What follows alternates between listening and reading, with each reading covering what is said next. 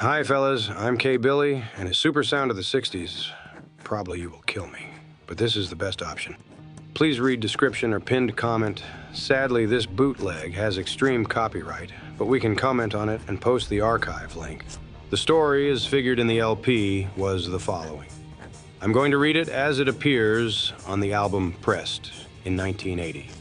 Hendrix was soon to become a legend among other musicians and with his newly formed group, the JIMI HENDRIX Experience, consisting of Mish Mitchell on drums and Noel Redding on bass. He set the world on fire with guitar techniques that have not been equaled today. This recording stems from 1968 in the Scene Club, owned incidentally by Steve Paul.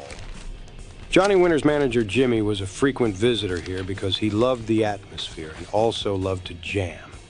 And as he always had a tape machine on hand, that night was captured forever, giving an insight to Jimmy's blues side, which he always reverted to when playing without any commercial pressures.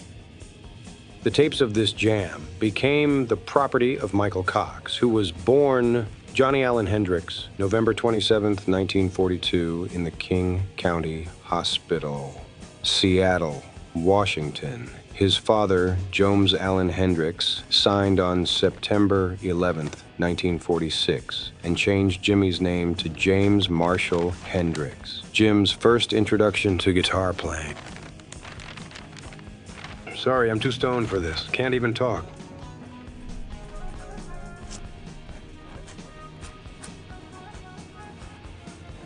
The way many Delta bluesmen learned their trade, and so catching sight of this, his father purchased a guitar, and young Jimmy sat for hours playing along with his father's R&B records. In fact, it quickly did. To learn the basic chords that he started his own group playing all the R&B nights of the day. At 18 or less. He joined the paratroopers and was stationed at Fort Campbell, Kentucky with the 101st Airborne Division, but being eager to play again, he managed to get a discharge with leg and back injuries.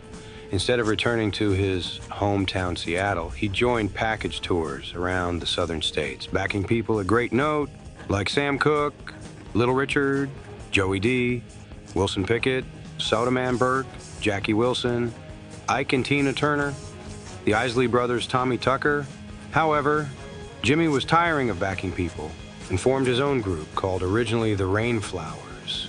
This was soon changed to Jimmy James and the Blue Flames, which includes Randy California on rhythm guitar.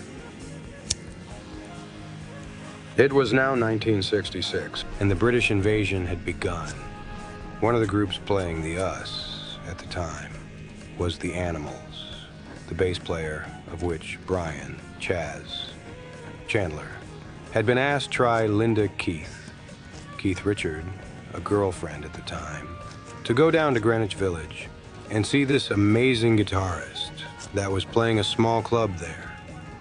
Chaz was amazed that a guitar player of this genius had not been signed up. As the Animals were then disbanding, seeing Jimmy's potential, Chaz took on a new role as manager and brought Jimmy to England. Founder member of the Irish group Heir Apparent, a band Jimmy managed and produced. Peter Schertzer from Adlightnin Records had been offered the tapes by Sex, and as he liked what he heard, an agreement was made in December 1970. However, another record company famed for issuing country and western records had previously heard the tapes and had surreptitiously made a copy.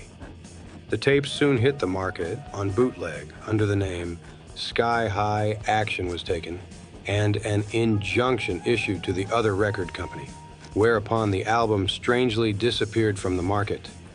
Now all the legal tangles have been sorted out, and for the first time, this album has been released by a genuine record company, Red Lightning. Thanks must surely go to Peter Schertzer for his persistence in getting this album to us. Stay Free Tony Brown, September 1980. Jimi Hendrix Archive. Well, that's all for today, Psych War fellas.